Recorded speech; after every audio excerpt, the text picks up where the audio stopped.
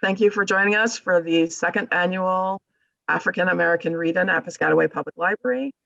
Again, we are so excited to bring Black literature and history and I'll borrow the phrase Black excellence to the forefront during Black History Month and making it accessible to everyone in the community. So today we are blessed to have Councilwoman Chanel McCollum be our first reader. Got too much going on. But I can't hear anything. I'm going to ask you to please mute. Isla MacArthur is going to honor us with a poem, Life Doesn't Frighten Me by Maya Angelou. Zaire Copeland is going to read from Thomas the Tank Engine Stories. Valerie Anderson will read selections from The Fierce 44, Black Americans Who Shook Up the World. And then we'll have a craft led by our very own Charlene Edwards, who is the head of a children's service at Piscataway. And then in the later part of our program, we will have Dashika Copeland reading a poem, Don't Quit. Then Ken Simmons of Tap Into Piscataway will read some selections from Langston Hughes.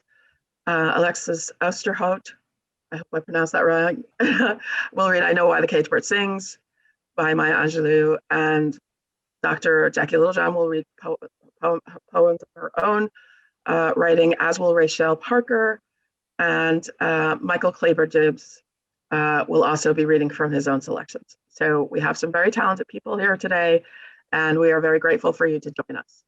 Okay, so without further ado, I will then focus on Councilwoman McCollum. If you would go. I'm trying to, okay. Can everyone see Councilwoman McCollum? Okay. Good morning, everyone. My name is Dr. Chanel Scott McCollum, as Ms. Joy stated. I am a council person here in the Township of Piscataway, and I will be reading a book entitled Layla's Happiness. It's written by Maria Hadesse and Ikere Tali. Okay, before we get started, I just want to ask you a question. What makes you happy? So don't tell me now, but I'm going to ask you again at the end of the book, okay, at the end of the story. So my name is Layla. I am 7 years old. Can everyone see Layla? Layla has a pretty yellow dress on. She has beautiful hair and beautiful skin. Layla means night beauty, and I love the night. I think she loves the night because when it's really dark outside and she looks up into the sky, she sees some really beautiful stars, and it's probably really, really quiet. The dark sky is pretty. It's the color of dark purple plums. Can you see Layla eating her plums? I like eating plums in the summer too. They're really sweet. And the full moon, well, it's my favorite, she said. It sits in the sky like a wish flowers. You see the wish flowers? If I could reach the moon, I'd blow on it and wish to play the trumpet well without ever having to practice. Let's turn the page. I think happiness is climbing a tree, Layla says. Take a look at Layla. She has her arms stretched out really long.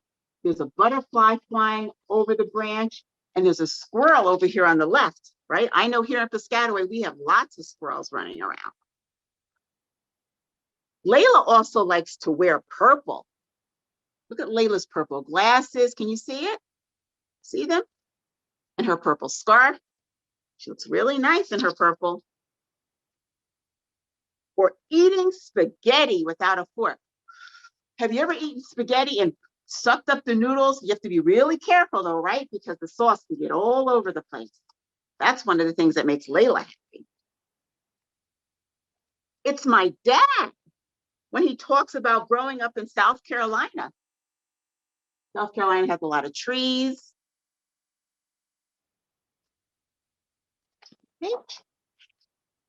And my mom, when she reads me poetry, You see Layla and her mom, they're in her bed. They made like a tent. Might be something fun to do, right?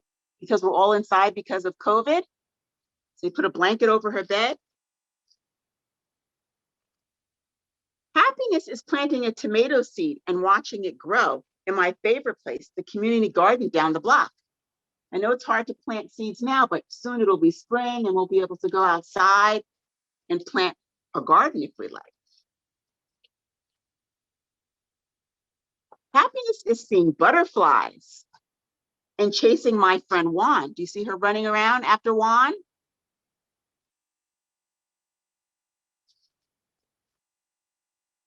I can feed chickens and give all the trees names.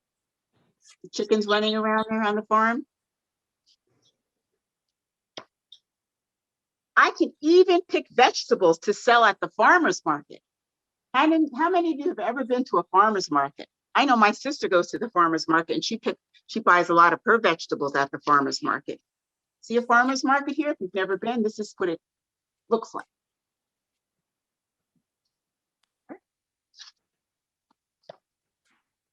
I think happiness is hearing Juan's parents laugh after they dance salsa under the magnolia tree. Salsa dancing is a lot of fun. That's one of the things that makes me happy too. And when the sea reaches into Layla's pocket to give her a sand dollar. Have you ever been to the beach and the waves come up and when you're getting ready to leave the beach, you have sand in your pocket?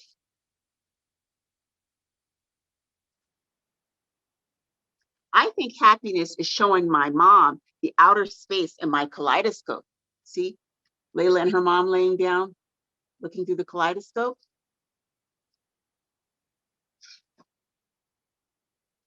That's what I think, Layla says. Do you think so too? What is happiness to you?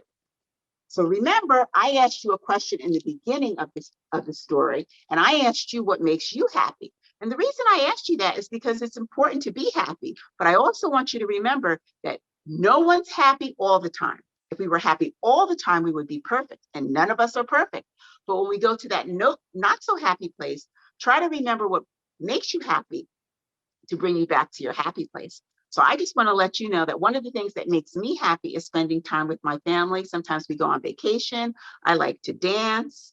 And today I wore my sister's shirt. My sister and I have the same sweatshirt, and I like spending time with my sister. So I don't know if anybody else out there wants to share an example of what makes them happy or not, Joy, but maybe we can take one or two people to see if they can tell us what makes them happy. Does anybody want to raise your hand and tell us what makes you happy? I think there was a young man by the name of Quentin. Quentin, do you want to tell us what makes you happy?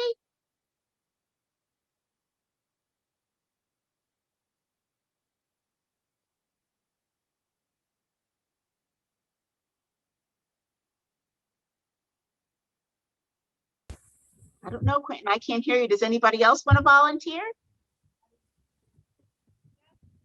Hi. Hello. Hi, this is Dashika Copeland. And what makes me happy is always helping others to put a smile on their face.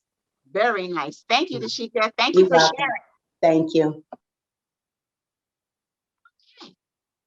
And this is spending time with my son and family. That's what Alexis says. I like that too, Alexis. I love to spend time with my family. Okay, everyone. Well, thank you. Enjoy your day and be safe. Thanks for allowing me to participate.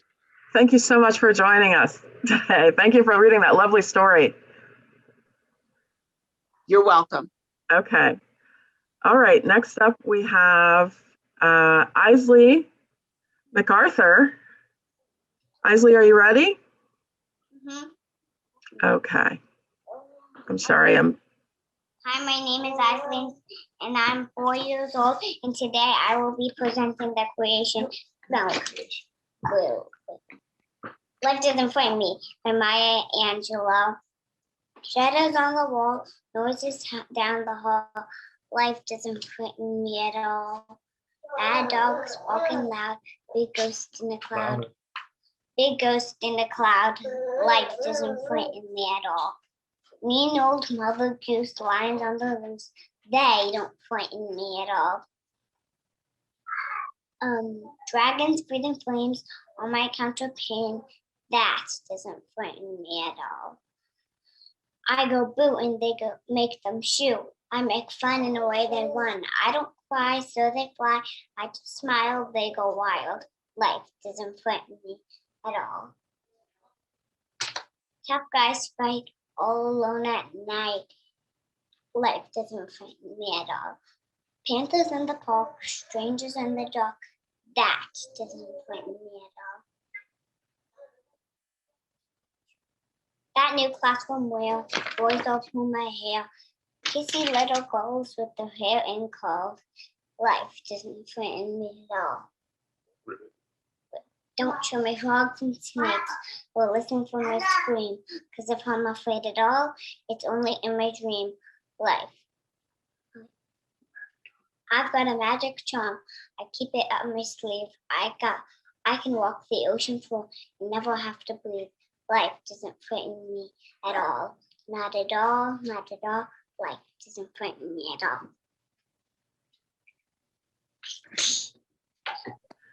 Excellent. Wonderful. Thank you so much, Isley. Wow, you are so talented.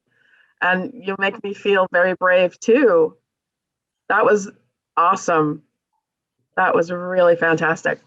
Okay, moving right along. Next up, we have Zaire.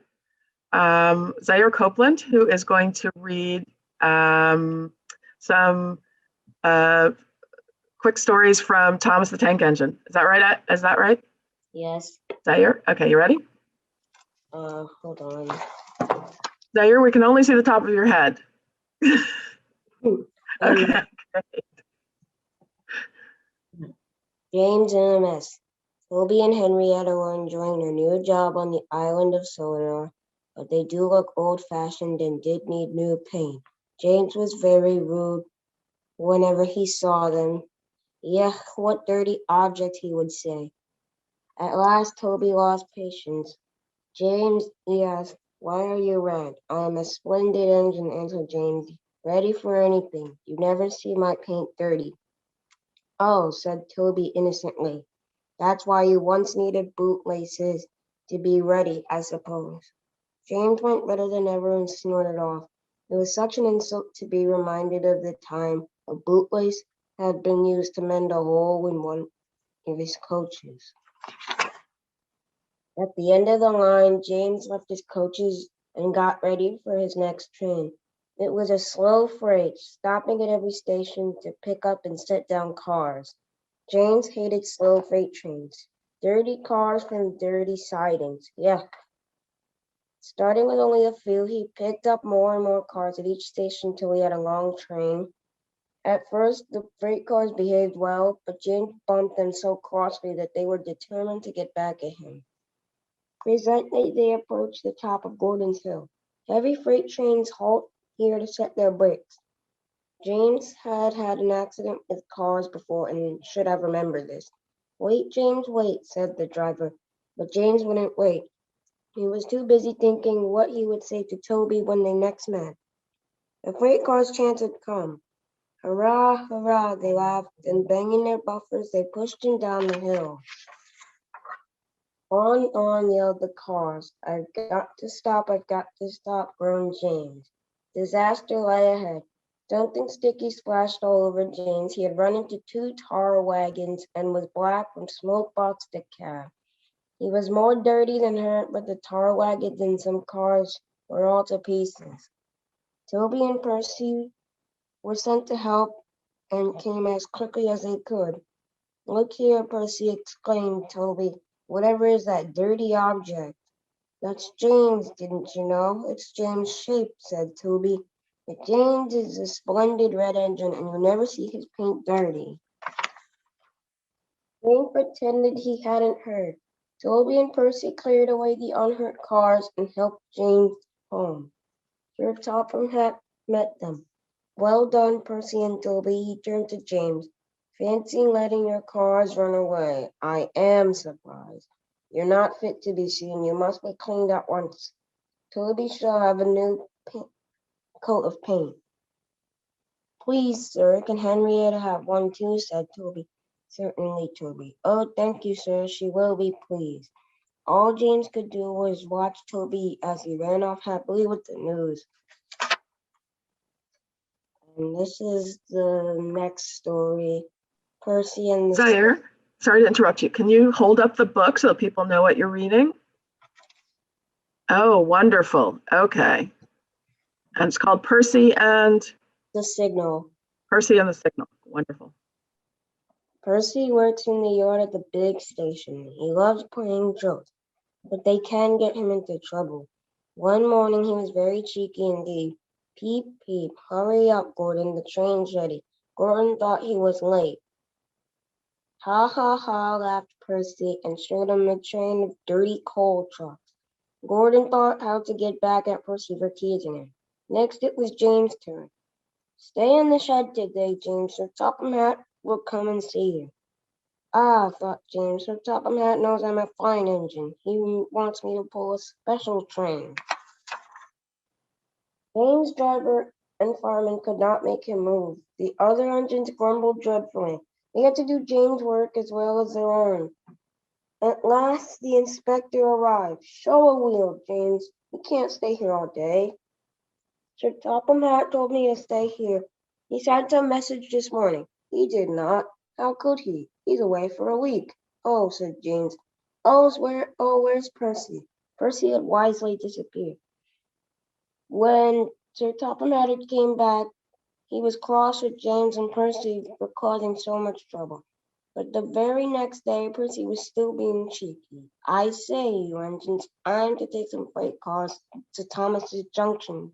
Sir Topham Hatt showed me especially.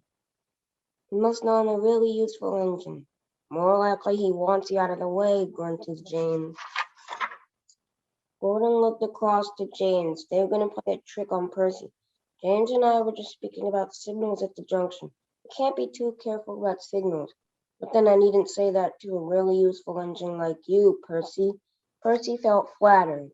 They had spoken of backing signals, put in James. They need extra special care, you know. Would you like me to explain? No, thank you, James, said Percy. I know all about signals. Percy was a little worried. I wonder what backing signals are. He thought, never mind, I'll manage. He puffed crossly to his freight cars and felt a little better. He came to a signal. Bother, it's at danger. The signal moved to show line clear. Its arm moved up instead of down. Percy had never seen that sort of signal before. Down means go and up means stop. So up or still must mean go back. I know, it's one of those backing signals that Gordon told me about. Come on, Percy, off we go. Stop, you're going the wrong way. But it's a backing signal. Percy protested and told him about Gordon and James. The driver laughed and explained. Oh dear, said Percy. Let's start quickly before they see us. He was too late. Gordon saw everything. That night the big engines talked about signals. They thought the subject was very funny. Percy thought they were being very silly. And here's the end of the story. Wonderful, wonderful, fantastic reading. Thank you so much, Zaire. So next up, we have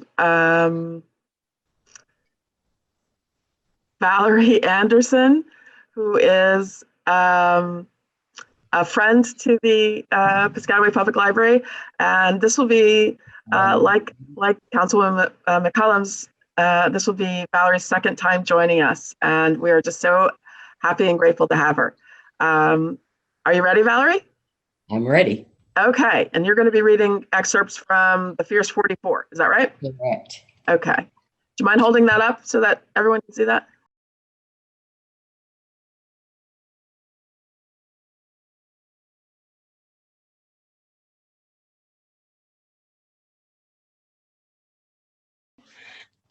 The Fierce 44 is a book that gives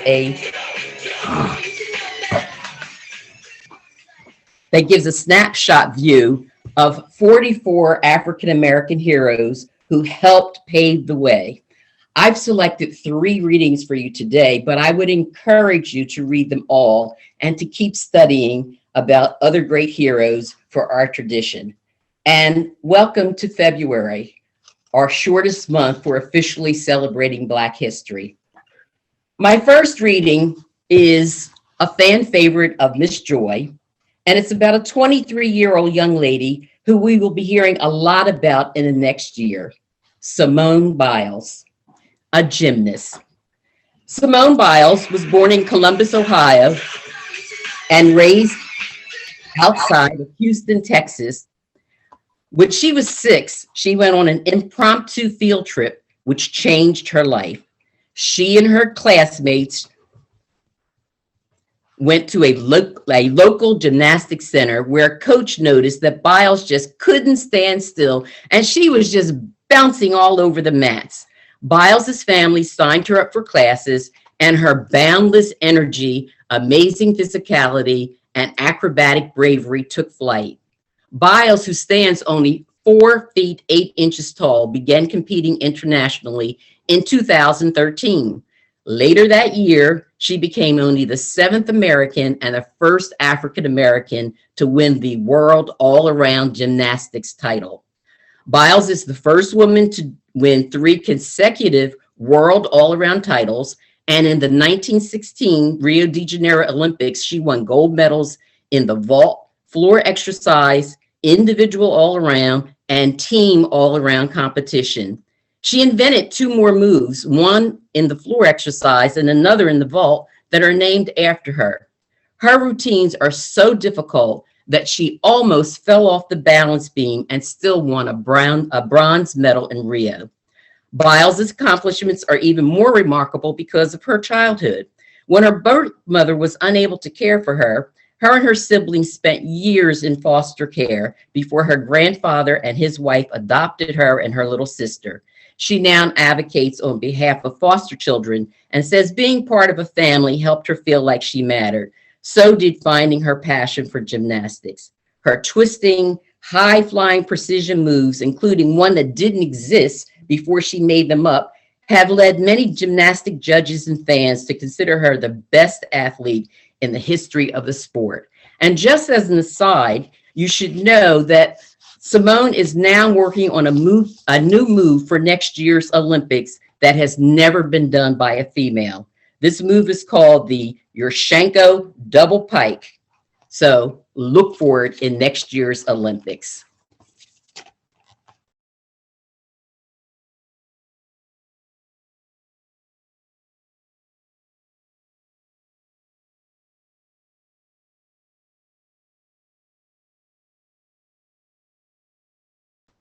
Many of you know him as Ivy Blue's dad, but his name is Sean Corey Carter, artist and entrepreneur. Sean grew up in the Marcy Projects in Brooklyn, New York, where his mother, Gloria Carter, remembers he'd be in the kitchen of their apartment rapping until late at night. He never graduated from high school and initially sold CDs out of his car. He became Jay-Z with his 1996 debut album, Reasonable Doubt. 10 years later, MTV named him the greatest rapper of all time.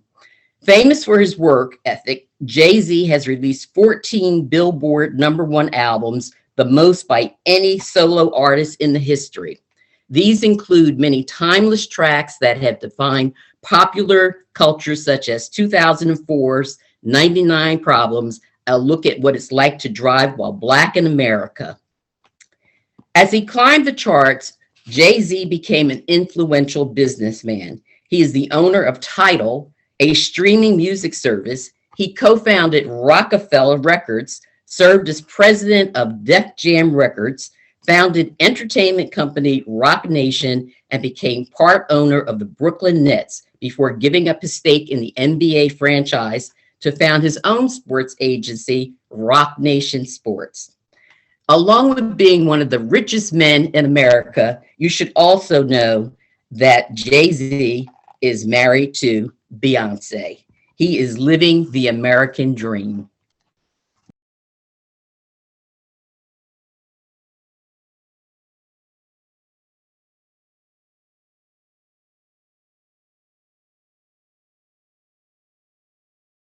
My final reading is about my forever, all-time favorite president, Barack Hussein Obama. Barack Hussein Obama strode into history and has been as confident as it has been unlikely.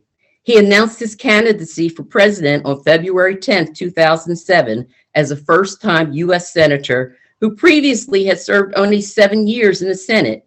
He had little support from established politicians, and many Black voters did not even know who he was. But his campaign became a movement. His soaring speeches promising hope and change inspired millions. Less than 2 years later, a record crowd gathered on the National Mall to witness which was what's once unthinkable, the inauguration of the first Black president of the United States of America. It was a singular achievement by a man with a singular history. Obama was born in Hawaii to a Kenyan father and a white mother. As a child, he lived in Indonesia before returning to Hawaii to be raised by his white grandparents. As a teenager, Obama began to discover his Black identity largely through basketball. He admired and emulated the loose-limbed swagger of the guys who played the game. He saw Black as cool, and he embraced the virtues of Blackness while managing to sidestep much of its complicated baggage. Through 2 terms as president, Obama oversaw economic growth, rescued the struggling auto industry, and enacted a historic healthcare reform law. Speaking to the nation in his farewell address, Obama used the slogan that accompanied his history-making rise to the White House. "Yes, we can," he said. "Yes, we did. Yes, we can." And to those you listening today, I'd like to know who is going to be another Black or brown president of the United States of America. Will it be you? Thank you for listening, and see you next year. Thank you so much. That was wonderful. I think Isley or Zaire might possibly one day be president. Also, maybe my grandson, Chase, who is watching, or my granddaughter, Selena. Oh, wonderful. Yes. So many possible candidates. Great.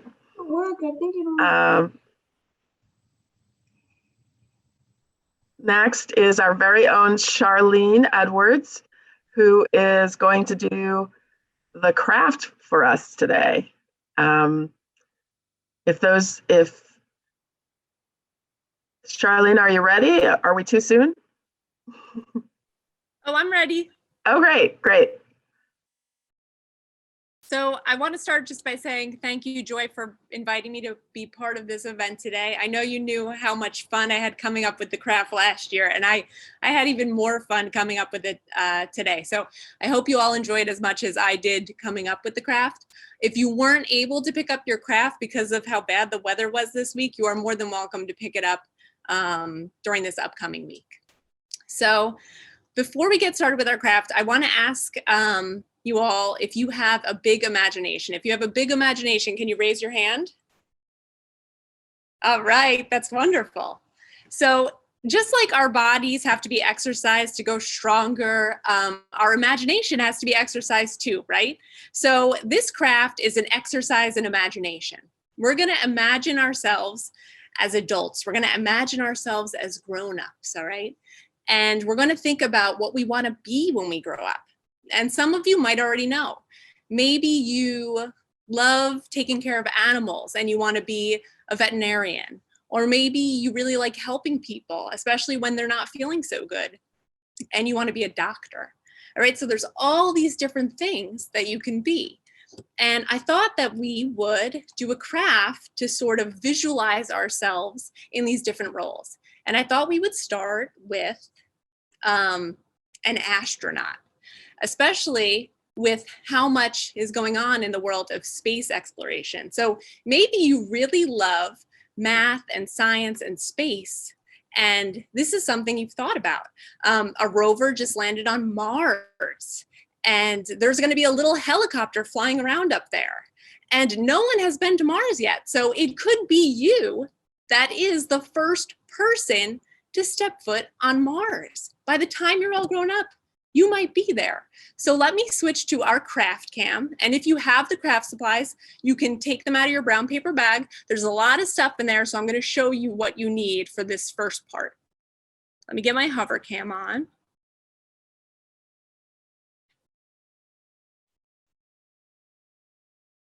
Can you see my hover cam? Hey, Joy, could you, I think, spotlight me so I could see my hover cam? Oh, sorry. Okay. All right. Thank you. Thanks. All right, so wait, I still can't see me. Maybe I have to, oh, there we go.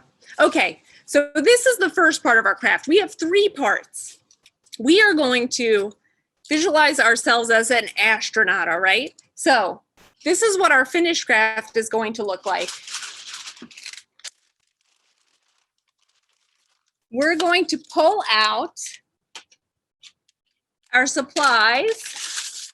We have this white piece of cardstock, a black piece of paper, and then we have our little paper person and our astronaut suit, okay? So we're gonna start with that. And then there's a little baggie in there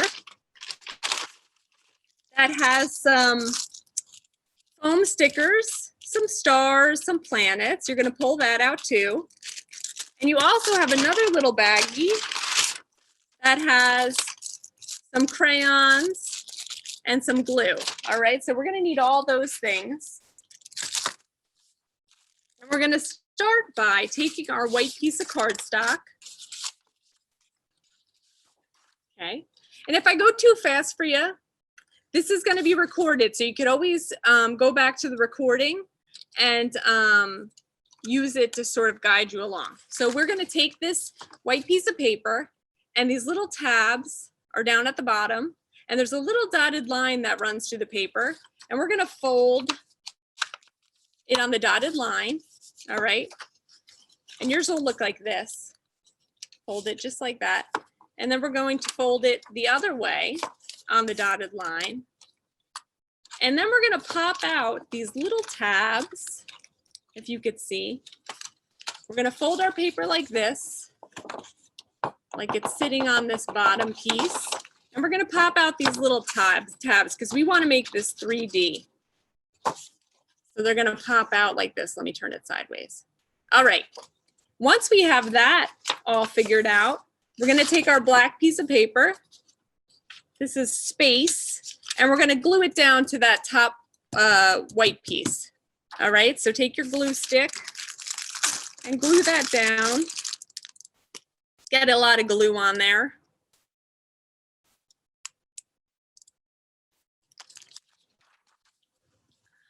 Right, all on the back of that paper and on those little cutout tabs too at the bottom.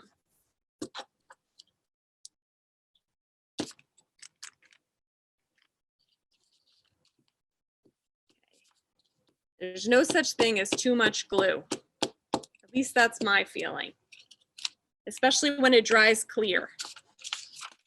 All right, we're gonna stick that down. Just line it up and it'll slide. The glue stick glue slides really well. All right, and you could just fold this down again and then bring that back up. And you might want to put some glue on these little tabs right here. Okay, so that they stay stuck down. All right, once we got our background all set up, we're gonna take out those foam stickers. I love foam stickers. We have so many different ones. And I think the space ones are my favorite. And you're just gonna stick them wherever you want on that background. And you might have different stickers than I do, because we have a lot of different space ones. You might have Saturn. You might have the sun. And they just peel off the back. You might have some stars. And this one I think is my favorite. What do you think this is? It's a galaxy far away. We're going to stick that down. All right. And also, actually, this is a pretty good one too. You might have something that looks like that. What do you think that is? Could it be a comet? I think it might be. All right. So after that, we're going to take our rocket ship and we're going to slide our background out of the way for a second. Let's take our rocket ship and we're going to put on our rocket ship fins, because this is how we're getting into space, right? We need a vehicle to get there. And I don't know if you saw when SpaceX launched into space a few months ago, but they showed us the inside of the rocket ship. It was very cool. So we're going to glue all these down. We'll glue the top on. Whoop. And then these black circles, these are the portholes so we could see out of our rocket ship. We don't want to miss all the stuff that's going on outside, right? And maybe, you know, maybe you don't want to be an astronaut. Maybe you want to be an engineer, the person that builds the rocket ship. I think that would be a pretty cool job too if you're really into math. That's also a possibility. There's all different jobs that go into launching someone into space. I always thought it'd be fun to be the person that counts down. All right, so we got our rocket ship. Now we're going to do our astronaut. So we have our person, and you could color in your person, you could color in the clothes too if you want. You can use the crayons that came in your packet, or you can use crayons you have at home. I'm sure you have a nice collection of crayons. You have markers. I'm just going to color in my t-shirt green. And if you really want to take some time to let your inner artist shine, you could always do the coloring later, because I know that sometimes coloring is very relaxing, so we want to take our time. Okay. All right, and after you color in your person, you are going to color your spacesuit, right? Because you need your spacesuit to go into space. Now, you can color your spacesuit whatever color you want. I mean, I've never seen an all red spacesuit, but we're talking about the future. So we can imagine that our spacesuit's going to be red. Or if you really love the color purple and you have a purple crayon, you can make an all purple spacesuit. You're the astronaut. You're going to get to choose. All right, and like I said, if you really want to take some time to work on the details in this coloring, you can always do this part later and not glue the spacesuit on until afterwards. But I'm just going to do quick coloring. I'm kind of a messy colorer.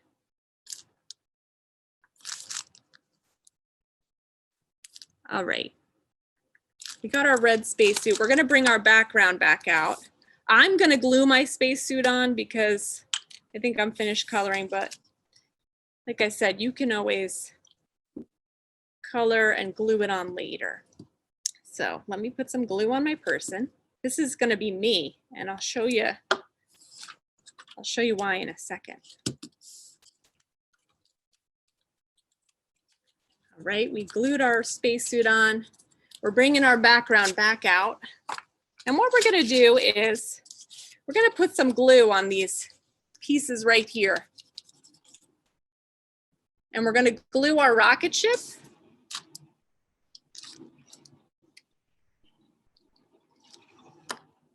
But before we glue our astronaut, I have an idea. And you have to ask your grown-up if this is okay. if your grown-up says it's okay for you to cut a picture of your face out, and maybe it won't be okay because pictures are really special because they help us remember certain events. But if your grown-up says it's okay, you can cut a little picture of your face out and you glue it right there on your spacesuit so that you really can imagine yourself as an astronaut. So I'm going to glue my face on here.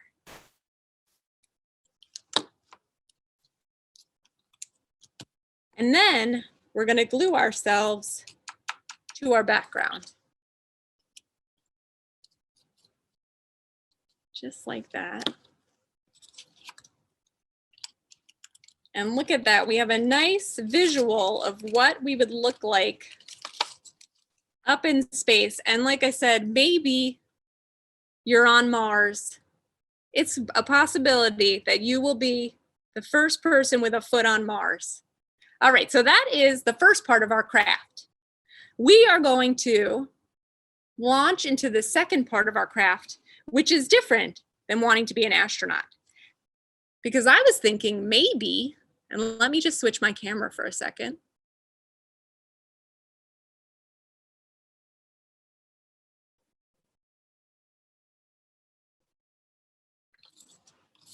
Maybe you don't want to be an astronaut. Maybe you're not particularly interested in space. That's okay. Maybe you are more interested in helping out your community. You really like to help people and you like to be a role model for people.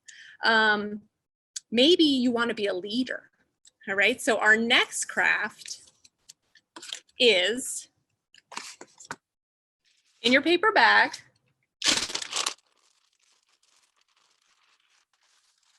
You have, and you might guess from the picture behind me, does anyone know what that building is? It's the White House, right? Maybe you want to be the most influential person in the country. Maybe you are brave and kind and smart, and you would be the perfect person to help other people be those things. So we're going to do a craft where you visualize yourself as the President of the United States.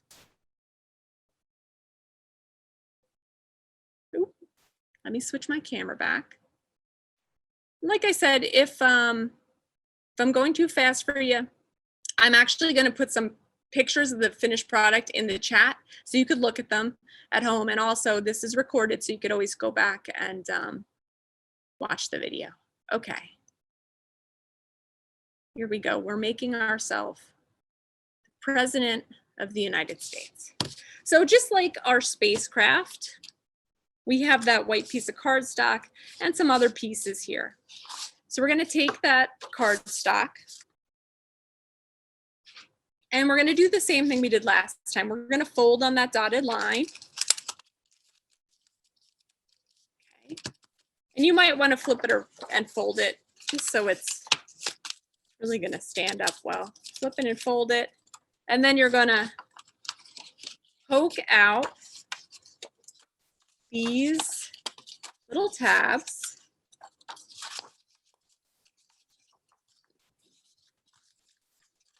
Oops. Okay, I got my tabs poked out. We're going to flip it back this way, and we're going to glue on our sky and then our grass. So we have our blue sky. And since you're president, it's a beautiful sunny day.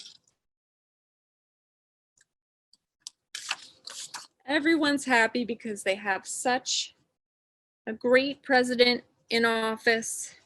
Let's put some glue on that blue paper.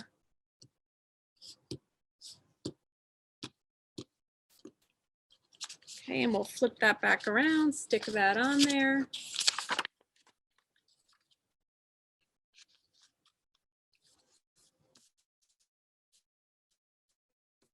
Do grass. And you're going to do the same thing. You're going to put some glue down, or you might just want to put glue on the back of this.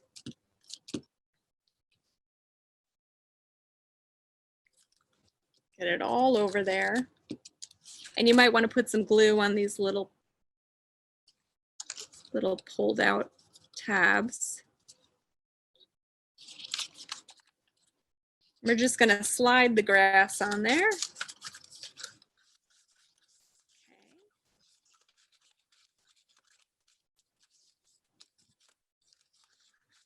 And I'm just going to push this down because it just helps it sit a little better.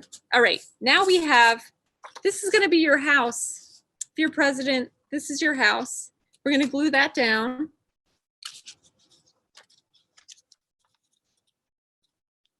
This is where you do all your important things.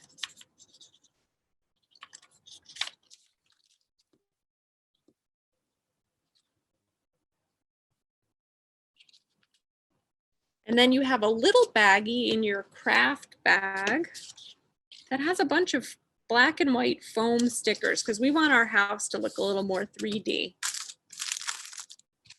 looks like this. There's little black rectangles. Those are our windows.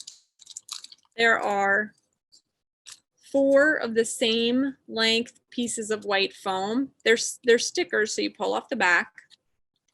And you're going to make them columns. Okay, and then there's a longer white foam piece that's going to go up top here. So you'll peel off the backs, and then you have one big black rectangle. That's our door. It's a little sparkly. I like the sparkly foam. So you'll stick those on.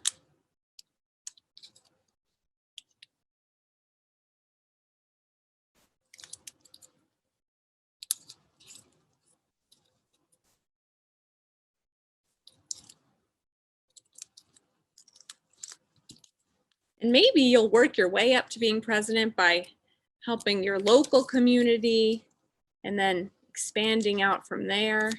So you'll touch all these different lives along the way.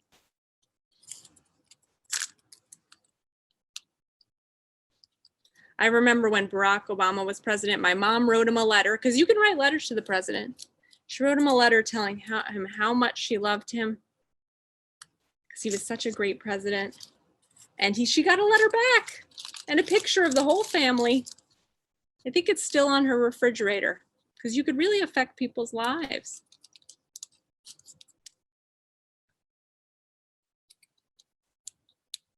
Right, we got our windows.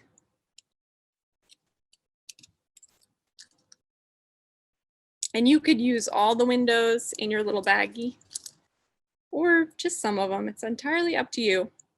It's your White House.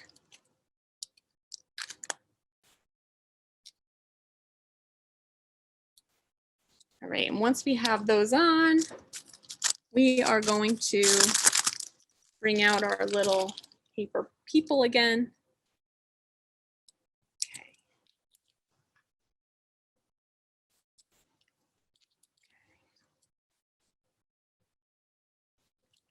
And I'm just going a little fast. I don't want to take up time from our other special readers. So this is our White House. We can glue our sun up on the top.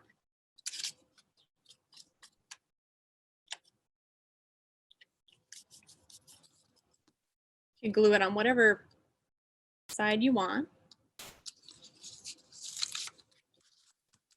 I'm gonna put mine on the right side. And then we have our podium. This is what you might speak at as the president. So we'll put our podium on this first little tab. It's where you put all of the notes for your speeches, all your inspiring speeches. Here we go. And then you have, we'll move this out of the way for a second. You have your paper person, that's you.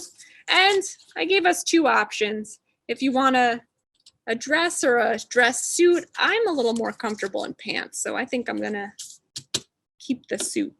But you could color that in, like I said, if you want to take your time on coloring it, you can color it in later and then glue your person on. I'm just gonna quick color my suit.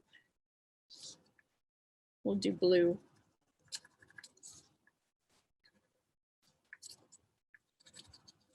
All right. And we'll glue our suit on.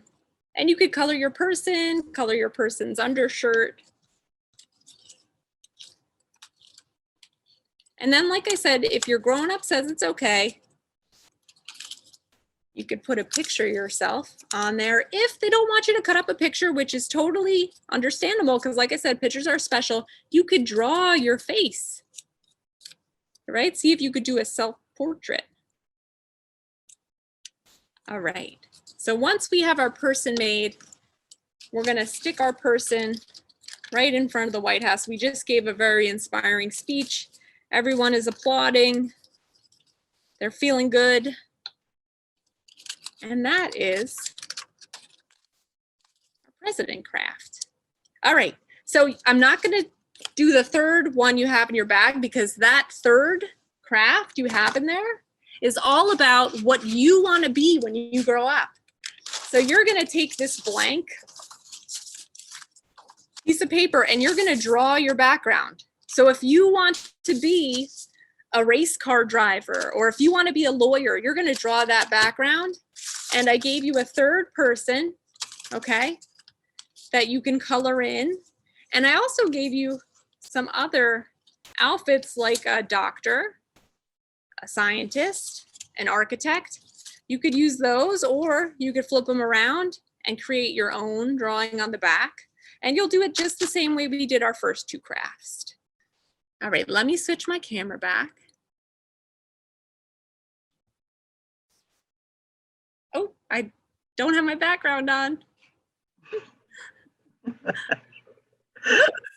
All right, so I hope you enjoyed that craft. Like I said, if you want to pick up a craft today or next week, just let me know. Call me and say you want to come to the library curbside and pick up a craft, and I would be happy to have one ready for you. All right. So thank you so much again. Thank you again, Joy. And I'm looking forward to the rest of the readers today. Thank you so much, Charlene. That was wonderful. I love that your background is a librarian now. So maybe there's some future librarians out there who will draw books behind them, and they will join us in this profession. So thank you so much to everyone in our first hour, our family hour. We are going to, does anyone have any questions about the craft or about any?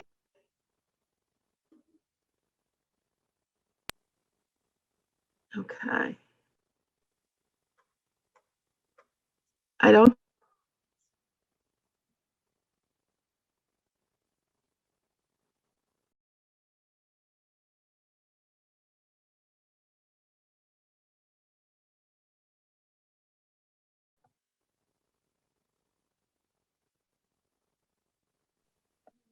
Oh, I've been talking and I've been muted. I beg your pardon. Thank you so much to Charlene. I'm not sure what you heard me say before I got muted. So I'll thank Charlene again for that wonderful craft. And everyone for using their imaginations to participate.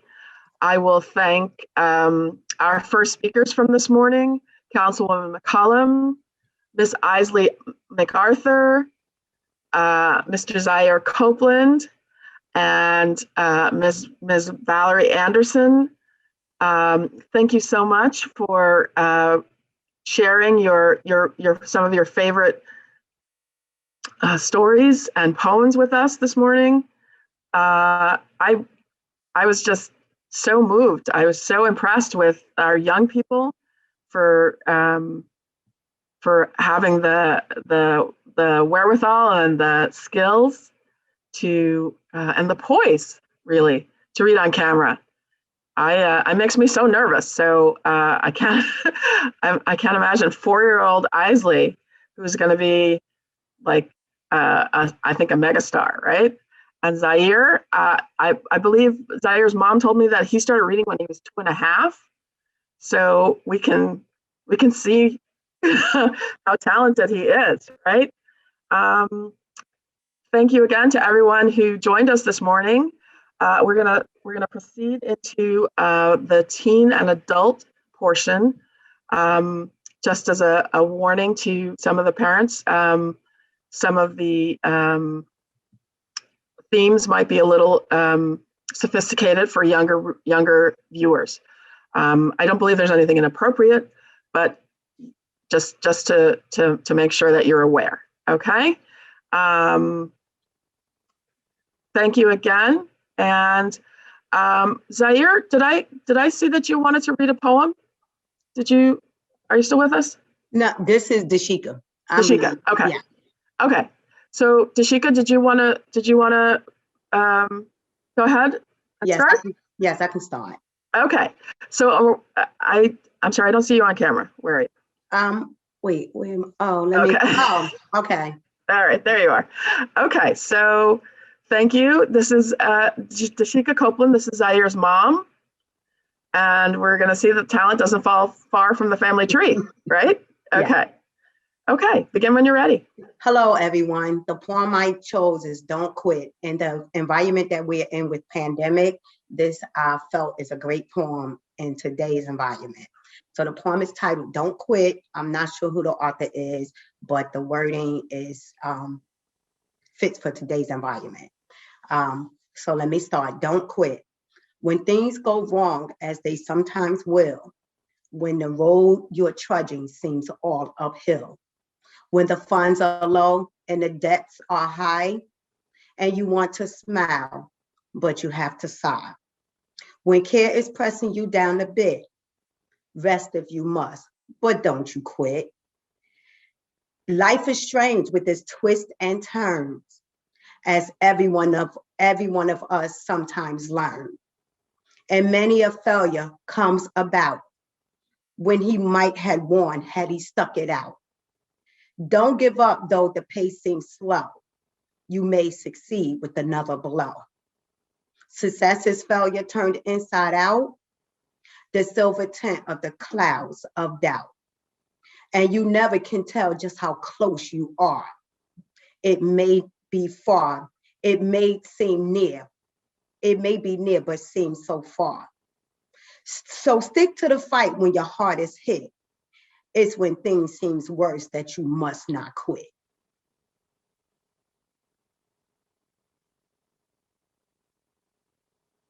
Wonderful, wonderful. Thank you so much.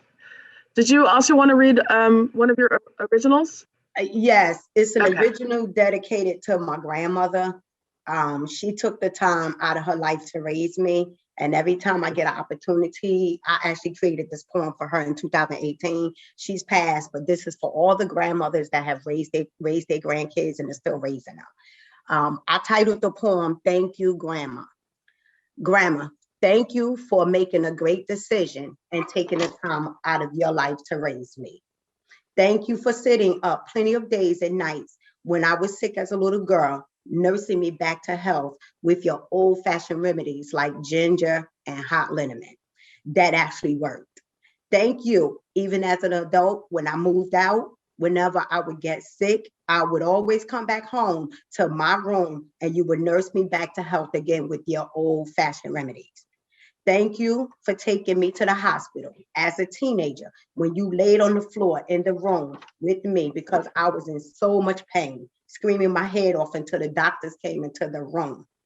Thank you for always making sure that I had everything I needed and most of the things I wanted. Thank you for spoiling me, but also scolding me when it was necessary. Thank you for giving me, I always get emotional because she was such a wonderful grandmother, so excuse me. Thank you for always giving me a curfew, although at the times I hated it, not allowing me to stay out all night. Instead, I had to come in when the street lights came on. Thank you for the many countless and thoughtful, loving things you've done for me. Thank you, Grandma. I am the woman that I am today because of your unconditional love. Thank you, Grandma. I will forever be grateful because of the endless love you bestow upon me.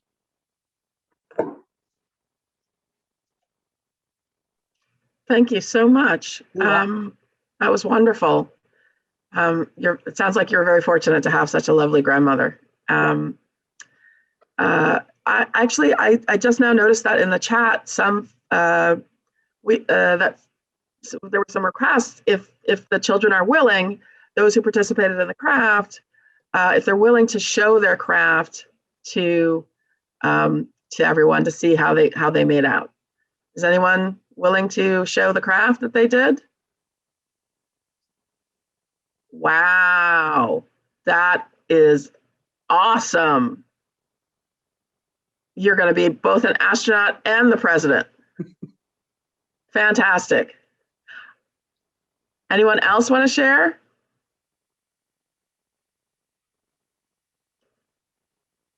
Okay, I'm not sure I can see everyone, so I don't want to neglect anyone. Okay, thank you. The camera says that Denise was the. Do you want to unmute yourself and? Hi. That's Jasper, my son. What? I'm sorry. Say that again. It's Jasper. Jasper, you're very talented. I can see that you're going to go far. Maybe to Mars. Mars. Okay. Well, and make a short stop at the White House, or do it in the other order, however you like. Thank you so much. Okay. All righty. We're moving along very, very quickly. Thank you so much.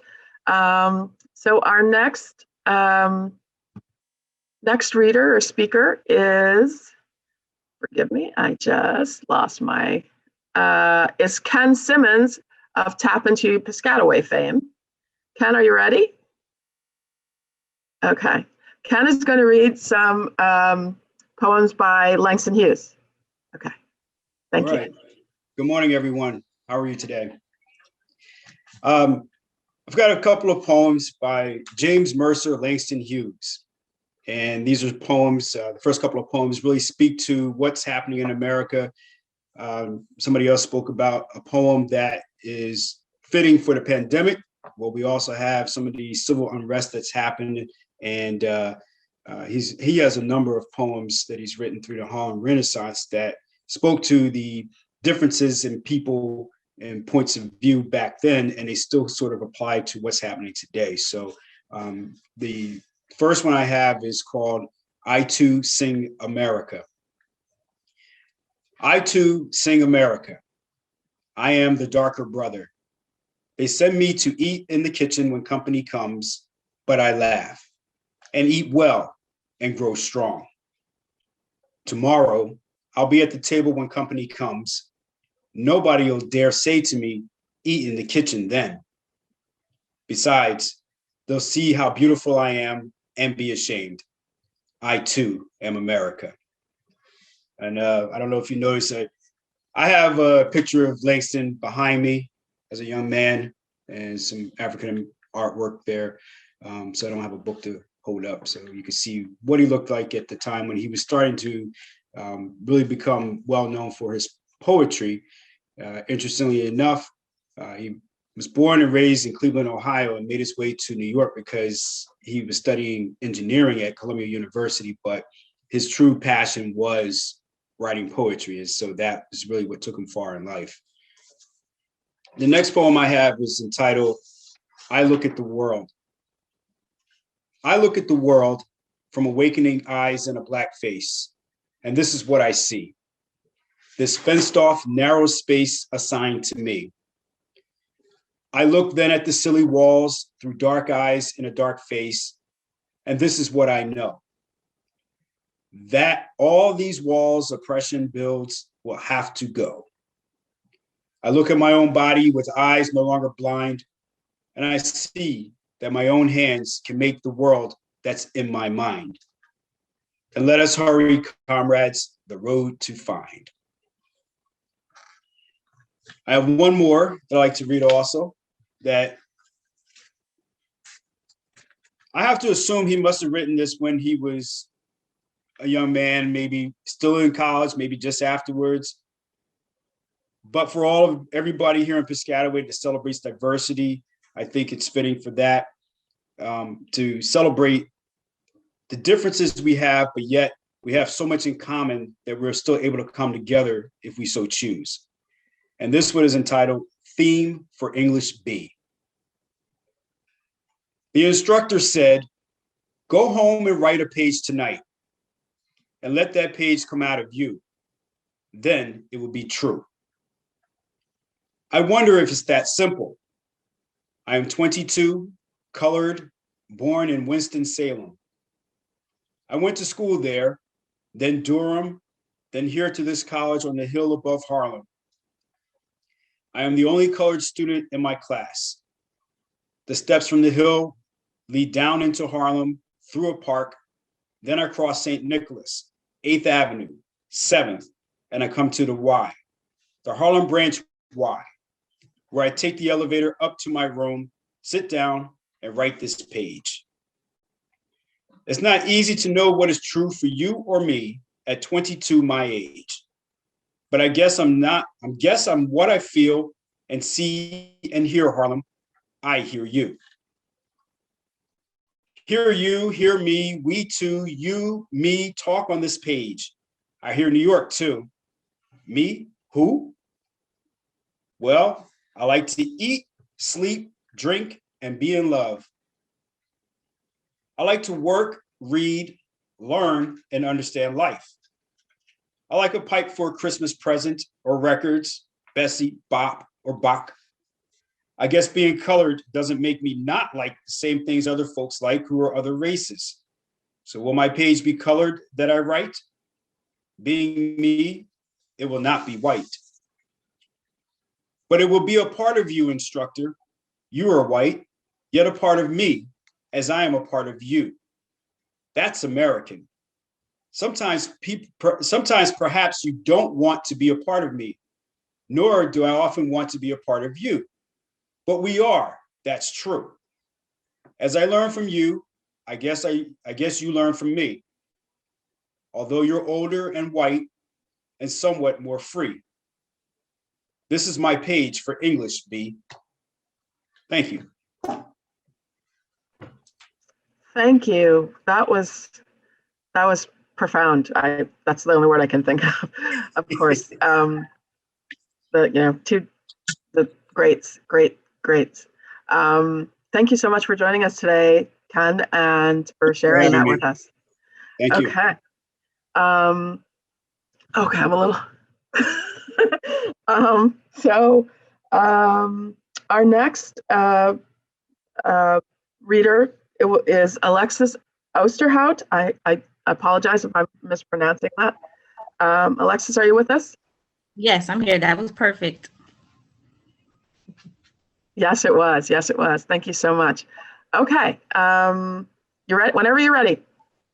Okay, I'm ready. I will be reading I Know Why the Cage Bird Sings by Miss Maya Angelou. The free bird leaps on the back of the wind and floats downstream till the current ends and dips his wings in the orange sun rays and dares to claim the sky. But a bird that stalks down his narrow cage can seldom see through his bars of rage. His wings are clipped and his feet are fed, so he opens his throat to sing. The cage bird sings with fearful trill of the things unknown but longed for still, and his tune is heard on the distant hill, for the cage bird sings of freedom. The free bird thinks of another breeze, and the trade wind soft through the sighing trees, and the fat worms waiting on a dawn bright lawn, and he names the sky his own.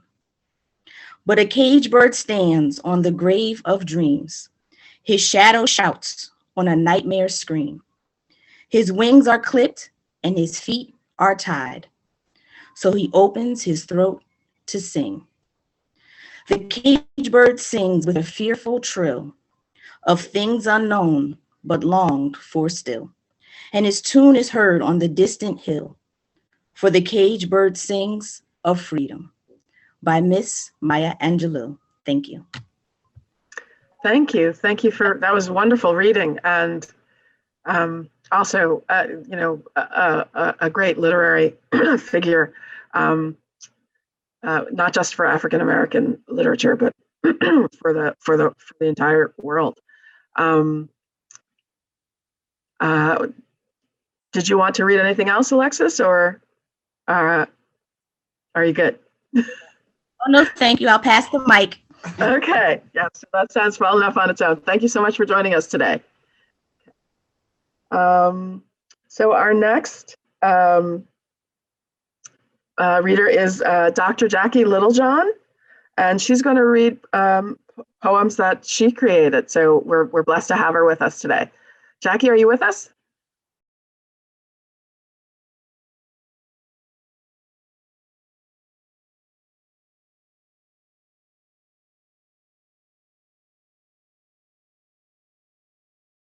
Jackie, I don't see you on the, uh-oh.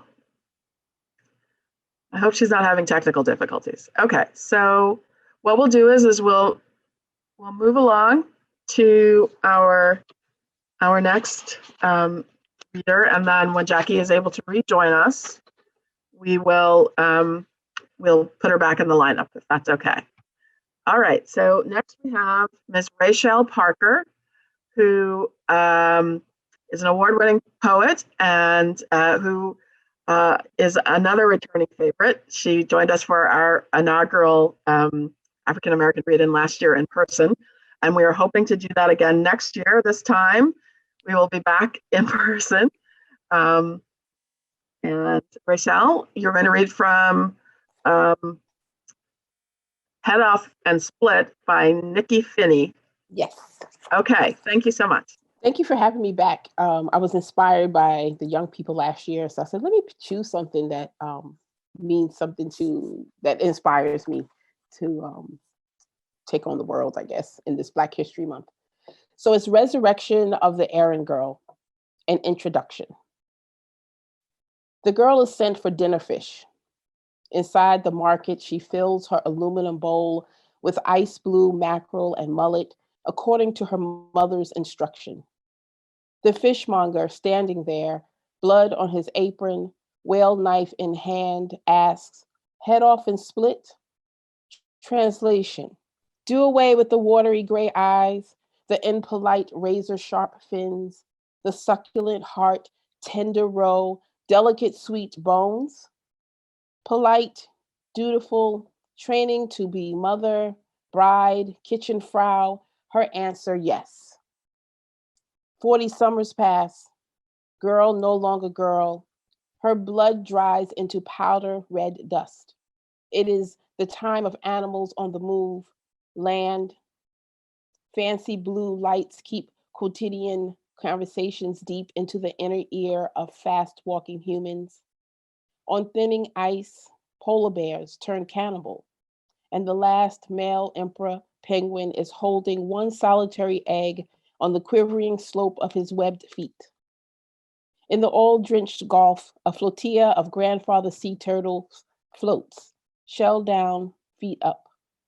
On hurricane-soaked rooftops, Black people have been abandoned again. The errand girl, resurrected, woman, dutiful, grown, drives home as she often does to see the two who made her. On the way in, her mama calls to ask if she can stop and pick up dinner from the market. Friday, fish. Tradition as old as the South itself. An hour later, she steps into Liberty Street Market, this fragrant 100-year-old fish house. Inside, the hungry wait wall to wall. Beneath her cotton dress, she wears what she could not wear when she was the errand girl, her poet's gauzy slip. She pulls her chosen fish by the tail out of the bed of ice that anchors all sides of the room. She extends her full bowl of ice blue mullet and flounder to the fishmonger of her youth's son, a man her same age, but of a different persuasion. He echoes the words he heard as a boy from his father. Head off and split? Her answers offered even quicker than the fish. No, not this time. This time she wants what she was sent for left whole, just as it was pulled from the sea, everything born to it still in place. Not a girl any longer. She is capable of her own knife work now. She understands sharpness and duty, She knows what a blade can reveal and destroy. She has come to use life's points and edges to uncover life's treasures. She would rather be the one deciding what she keeps and what she throws away. She recognizes the fishmonger. He does not recognize her, even though she is the daughter of the most beautiful woman in the world. He holds his inherited bone-handled whale knife high in the air, teasing her answer of refusal around. He laughs out loud, warning her about the painstaking work the toothy, bony fish will require. With his hairy hands around his own hairy neck, he imitates choking on an overlooked bone. Nobody waiting in the fish market laughs. He is boastful, imprecise. 3 Black boys wearing rubber aprons listen right behind him, waiting to be handed bowls of fish for dressing. His backup chorus, $3 an hour, head off and split boys, snugly set like rhinestones in the dark, wet air behind him. They shine out in unison, their faces speckled with the white sequined scales of fish already beheaded. The boys honk a pip-like reverie out into the salty air of the sweaty room. The sight and sound of them does nothing to change her mind. For once in her life, she will not go sentimental. She will not rescind her order. She wants what she has come for kept whole, all marrow and every organ accounted for, just as it was pulled from the sea. Her whole fish is wrapped in yesterday's news, tied with white fishmonger string and handed over. She steps through the crowd, slips out the door, heads home. No, maybe I don't have to do that. So for me, this book, this piece, I should say, and the whole book actually is very, when you take yourself into your own power. And it leads me into a poem that I wrote in tribute of aunts, as we do grandmas, who plant seeds in us and we don't know it. And it's just, it's a piece that I've read in this last year and it's kind of came full circle. So I want to share it today with you guys. Excellent. Yes, please do. I worry, thank you, Joy. I worry about a Tatiana Jefferson's nephew. Because who's going to teach him the things his mama can't get to? Who's going to take him over the Brooklyn Bridge the way I did my niece when she was teeny weeny? The Hudson River filling her nose in a stroller, on her bike with training wheels, then in shoes I thought too high for walking. Who going to show him a dish? The way my Aunt Mary showed me, sweating onions in her olive green Dutch oven, the pieces of chicken thighs, the tomatoes canned, the tomato paste. Chicken cacciatore, she said, when I had only known fried and boiled for dumplings on Sundays. She worried that I would get the bay leaf out. She worried over and over about how it could slit your windpipe if you swallowed it. Who gonna show him how not to kill his own self? How to stay alive and well, build a home, appreciate lace curtains, china in a hutch, or gold-plated flatware? Who gonna make him know a good woman? Who gonna pass down a good cast iron pot? Thank you. Wow. That definitely reminded me of my grandma. So that resonates. Thank you so much. Oh, wow. I wish she was here to see this. Thank you so much, Rachelle Parker, award-winning poet. And thank you for sharing. May I ask a question about the fishmonger? Yes. Sorry. What inspired you to read that to us today? You said it was a person, I guess, a woman coming into her own in a time where we weren't supposed to, I guess, come into our own as even Black people, and for her to go back to her home where people kind of told her what she had to do and what, she just went along with everything. And so when she got her, I like to say, sorry y'all, her big girl panties, but with her gauzy slip, her big girl underwear she wore under her, once she became a poet, she was able probably to tap into some courage and inspiration that she probably couldn't hold on to because everyone's telling you, try to stay safe in that time, right? So I think it was just really her being able to step out of the frightening, as Isley say, being frightened, being able to step into your own power and navigate the world and still become successful and joyful and live the life that you want to live. So I think that was for me, taking hold of control of her life inspired me. Okay, not much to say after that, but it's lovely that you juxtaposed it with your own poem about your grandma and her power and what she was passing down. Yeah, so it's actually my aunt. Oh, I beg your pardon. Yes, fine.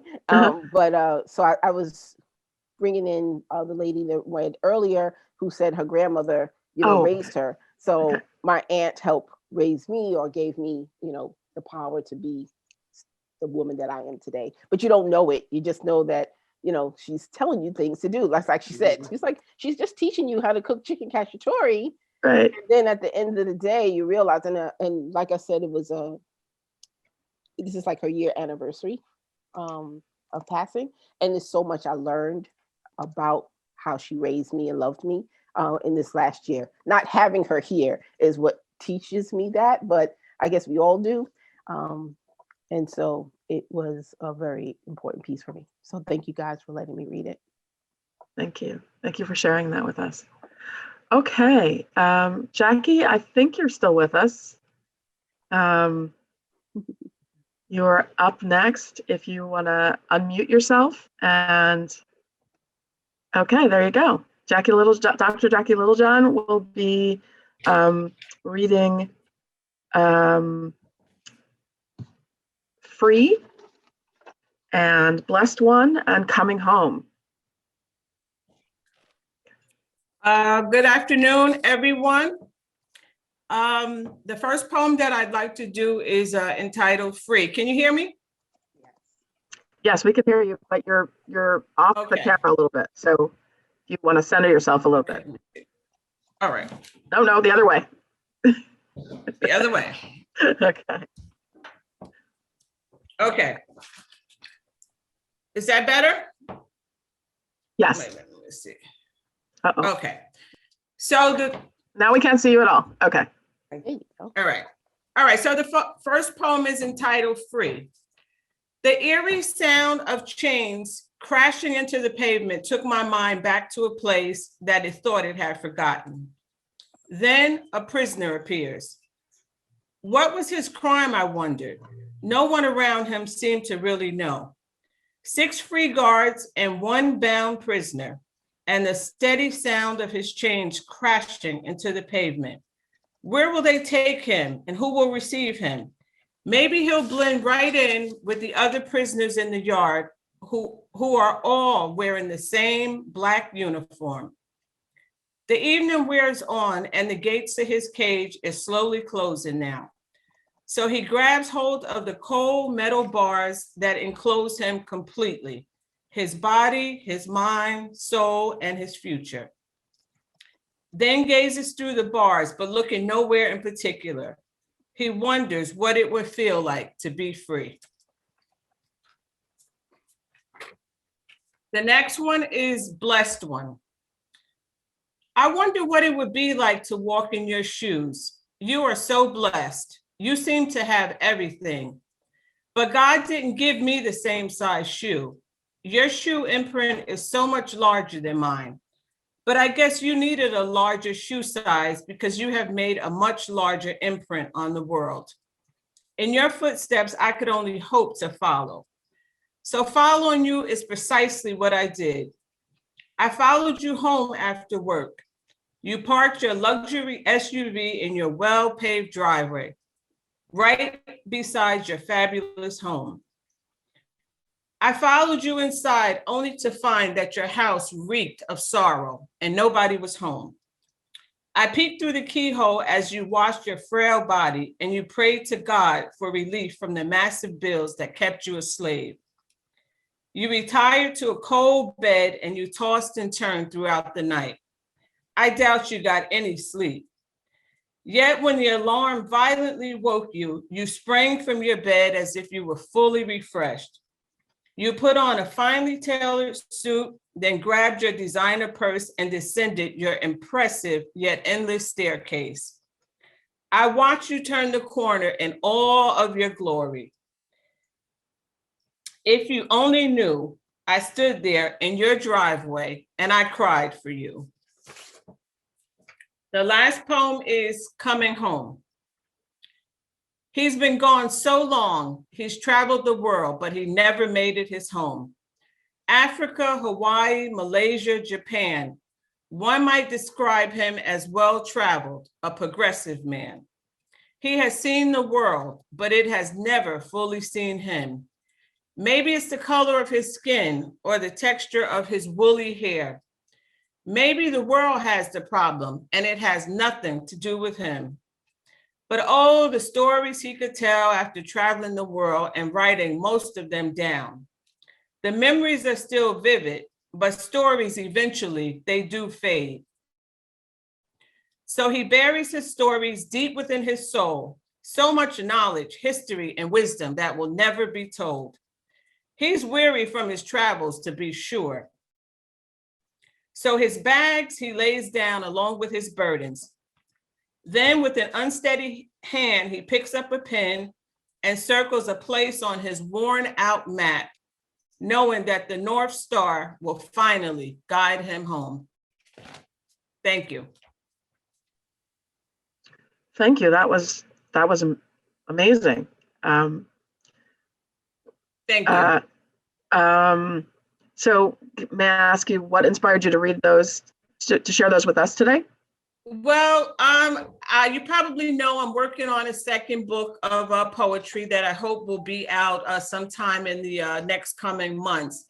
And I thought that I would select poems that kind of fit the Black experience. The last one, Coming Home, is a story about a Black man who's weary from what he's seen and not being noticed, not being heard. And he finally just lays his burdens and his bags down. The first one, of course, we can all understand, Free, is still an issue that we grapple with as African Americans in this country, where so many of us still have yet to understand and know what true freedom really is. And the other one, Blessed, is it was inspired by the fabulousness of African American women who on the surface seem to have everything, but if you were to peer underneath it, you may find a different story. So I thought the three of the poems kind of were befitting to what we were doing here today, Black History Month. Indeed, they do. They just an amazing job. Thank you so much for sharing that with us. We look forward to the publication of your book. Make sure that we get a copy or two, please. Absolutely. Library. Absolutely. Okay. Let us know when they're available. Okay. Do you have and we'll make sure to let everyone who's registered today know about it. Absolutely. Okay. Thank you so much for joining us today and for sharing that wonderful work. Thank you. Experiences. Okay, so next up we have a guest from far away, from Minnesota. I think he got up extra early to join us today. Michael Claver Diggs, we're so grateful to you. Actually, a member of our community introduced your work to us, and so we're so excited that you're going to join us and share. You also have a new book coming out, is that right? It is, yes. Okay, so sorry, snow in the background, falling back. So I've given you co-host privileges. Do you want to share your screen? Or I do, okay. but not right now. Oh, okay. All right. Thank you so much for having me. And it's a real pleasure to be with all of you. I just enjoyed all the poems. And I wish I could start every day like this. And as you shared, I want to thank my friend Doug. We went to high school together and we stay in touch largely on social media. And he was kind enough to tell you about me and my work. And it's through his efforts and yours that I'm here today. And that means a lot to me. So thank you to Doug. Thank you to you as well, Joy, and to the library and to librarians who, not to talk all day, but last couple of years, I was the poet laureate for a library system here in Minnesota. And it was the first time in my life that I really understood what librarians do. I really thought it was card catalogs and putting books on hold, but it is, but it's the work of community.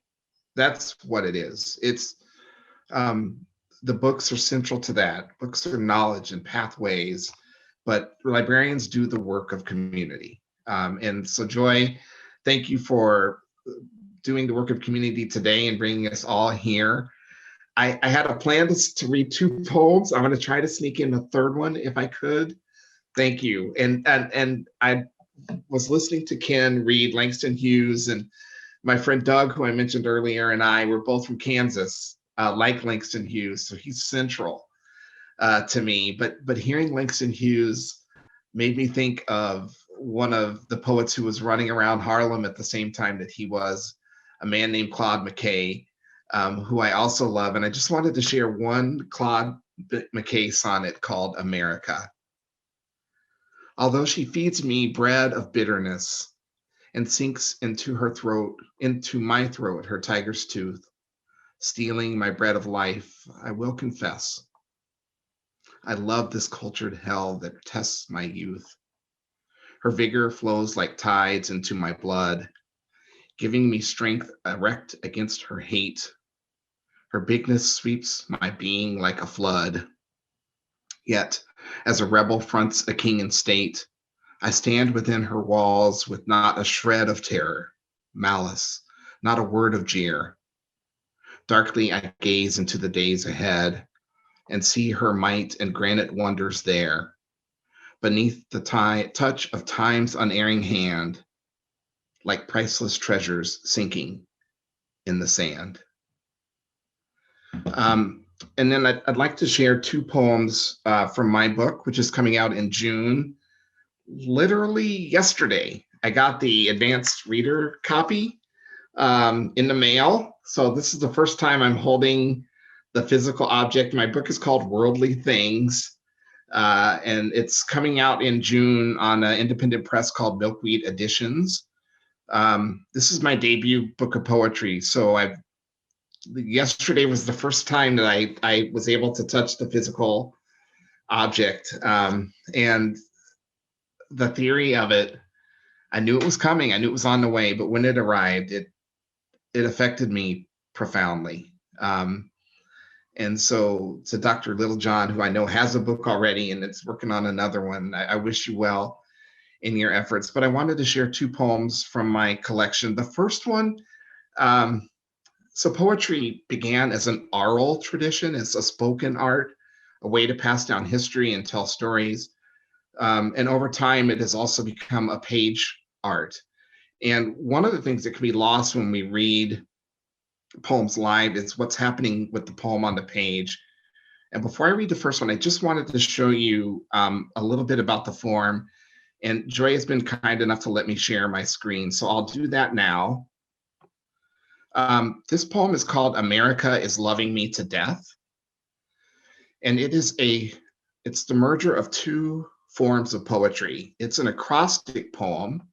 So if you read it down, the letters in the first line are the title of the poem. America is loving me to death. And it's also a poetic form called a golden shovel. In the golden shovel, the last word in each line forms the phrase of a song or book or quote. And the last word in this poem, the last word in each line are the first 24 words of the Pledge of Allegiance.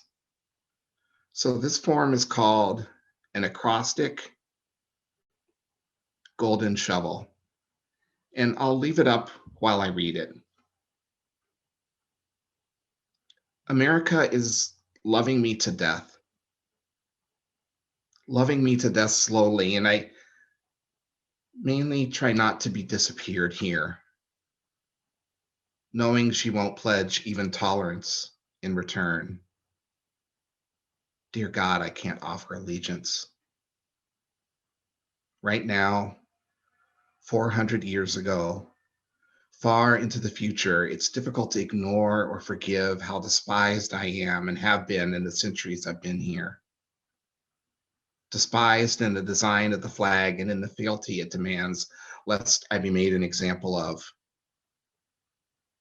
In America, there's one winning story, no adaptations. The story imagines a noble, grand progress where we're all united, like truths are as self-evident as the Declaration states, or like they would be if not for detractors like me, the ranks of vagabonds existing to point out what's rotten in America, insisting her gains come at a cost, reminding her who pays, and negating wild notions of exceptionalism, adding ugly facts to God's favorite nation mythology. Look, victors get spoils. I know the memories of the vanquished fade away. I hear the enduring republic erect and proud, asking through ravenous teeth, who do you riot for? Tamir? Sandra? Medgar? George? Brianna? Elijah? Philando? Eric? Which one? Like it can't be all of them. Like it can't be the entirety of it. Destroyed brown bodies, dismantled homes, so demolition stands, even as my fidelity falls, as it must. She erases my reason too, allows one answer to her only loyalty test. Yes or no, Michael, do you love this nation? Then hates me for saying I can't, for not burying myself under her fables where we're one, indivisible, free, just, under God.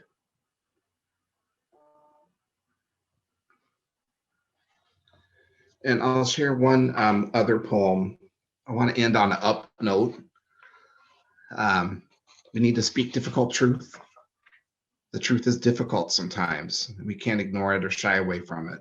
And I don't want to do that in my work or when we come together in community, but we also have opportunities to imagine the world we want and to work toward that world. And I have a short poem. A friend asked me to envision a world beyond the police state. And as a result of that, I came up with this poem called After They Left. After they left, we policed ourselves, restored our spirits in quiet tasks until the earth ran red with iron and sweat. We called old seeds from the cavernous cold to rejoin them with the heart-sick soil, then tended our crops by hand. Every day, everyone bit down on knees to pull the weeds away. Pests took their part, but left plenty. Each harvest, the village gathered together. To each a share. For all it had suffered, our bodies stayed whole. Trauma dissipated. Where our wounds were acute, we applied more salve, calling our injured closer in so we could sing to them and give them more fruit. Thank you. No, it's we who should be thanking you. That that was amazing. I'm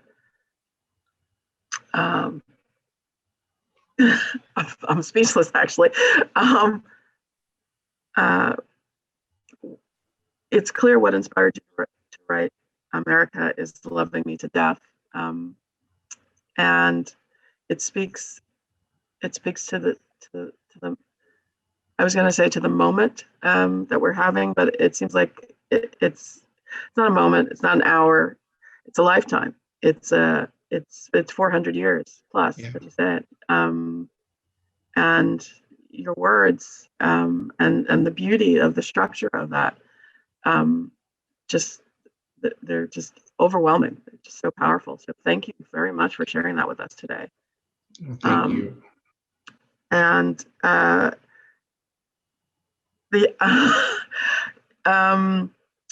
going to open up the mic to. We have a lot of extra time. If anyone wants to share something or ask one of our readers or speakers something, that is, if they're still willing.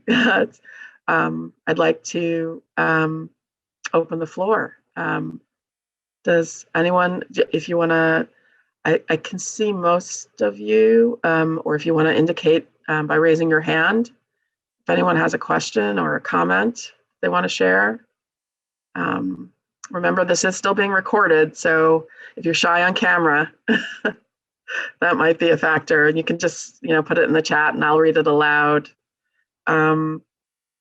But I don't see any hands raised or anything in the chat. So I guess we're all pretty much overwhelmed by the beauty of what we've witnessed here today.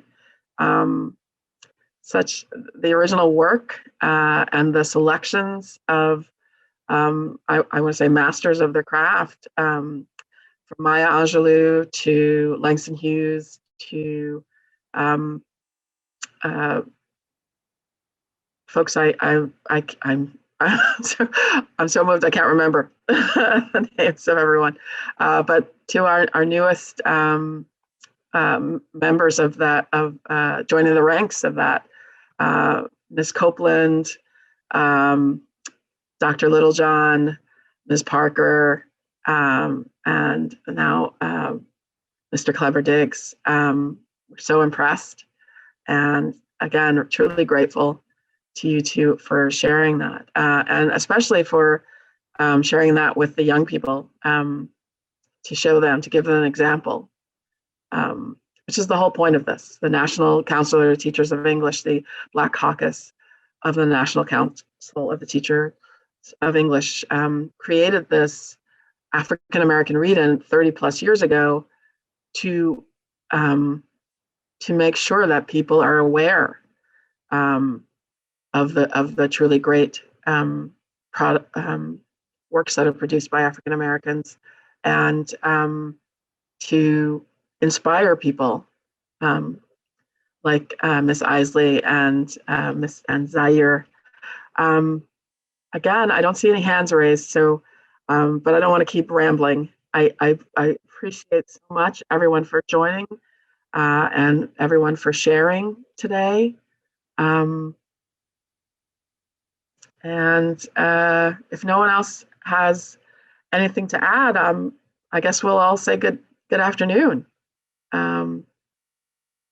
Thank you again to all of our guests. I'm going to read off the names again, just because I hope everyone will take a moment to give applause to Councilwoman Chanel McCullum, Ms. Isley MacArthur, Mr. Zaire Copeland, Ms. Valerie Anderson, and our very own Charlene Edwards for leading the craft today. Some really inspirational work there. Ms. Dashika Copeland,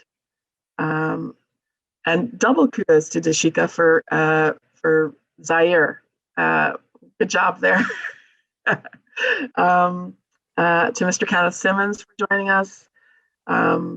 Ms. Alexis Osterhout,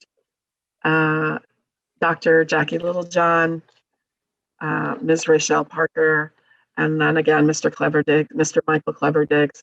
Thank you all so much. Piscataway Public Library is grateful to you for your generosity of spirit and giving up your time on a Saturday morning, and for sharing your love of literature and poetry and reading.